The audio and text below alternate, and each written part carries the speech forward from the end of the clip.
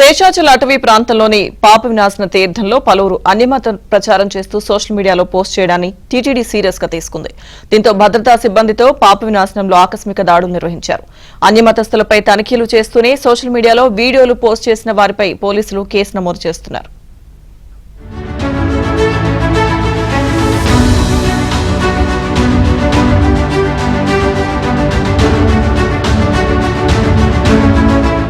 సప్తగిరులపై వెలిసిన శ్రీనివాసుడి దర్శనం కోసం వేల సంఖ్యలో భక్తులు తిరుమలకు చేరుకుంటారు. తిరుమలకు వచ్చే భక్తులతో పాటు అక్కడ నివాసం ఉంటూ జీవనోపాధి పొందుతున్న స్థానికులకు సైతం టీటీడీ అనేక నిబంధనలు అమలు చేస్తోంది.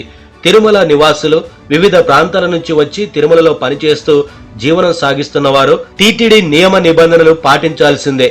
తిరుమల పరిసర ప్రాంతాలలో అన్యమత ప్రచారం నిషేధమైనప్పటికీ కొందరు భక్తులు టీటీడీ నిబంధనలను ఉల్లంఘించి తిరుమల పవిత్రతకు భంగం కలిగిస్తున్నారు.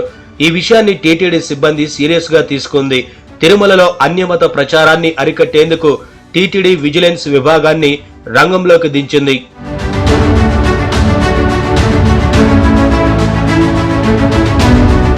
తిరుమలకు 7 కిలోమీటర్ల దూరంలో కొందరు వ్యక్తులు రోడ్డుపై దుకాణాలు పెట్టుకుని జీవనం సాగిస్తున్నారు.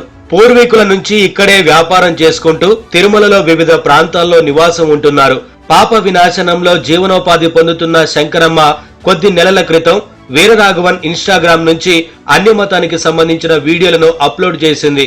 శంకరమ్మ 2014 నుంచి రాఘవన్ ఇన్స్టాగ్రామ్ నుంచి అన్యమత వీడియోలను అప్లోడ్ చేస్తూ వస్తుంది. ఇందుకు సంబంధించిన వీడియోలు సోషల్ మీడియాలో వైరల్ గా మారాయి. దీంతో పాప వినాశనంలో అన్యమత పాటలు ఆలపిస్తూ చేసిన వీడియోలు వివాదాస్పదమైంది. ఈ విషయాన్ని టీటీడీ అధికారులు సీరియస్ గా తీసుకున్నారు. వీడియోలు ఆధారంగా విచారణ చేపట్టి భద్రతా సిబ్బందితో శంకరమ్మను అదుపులోకి తీసుకున్నారు.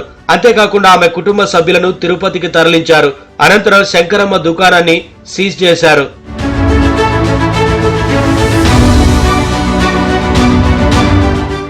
శంకరమ్మే కాకుండా మరికొందరు అనుమానితులు ఉండటంతో పాప వినాశనంలో టీటీడీ విజిలెన్స్, పోలీస్, ఫారెస్ట్ అధికారులు క్షుణ్ణంగా తనిఖీలు చేస్తున్నారు.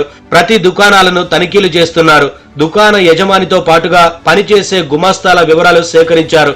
టీటీడీ నిబంధనలకు విరుద్ధమైన కార్యక్రమాలు చేపడితే కఠిన చర్యలు తప్పవని అధికారులు హెచ్చరికలు జారీ చేశారు.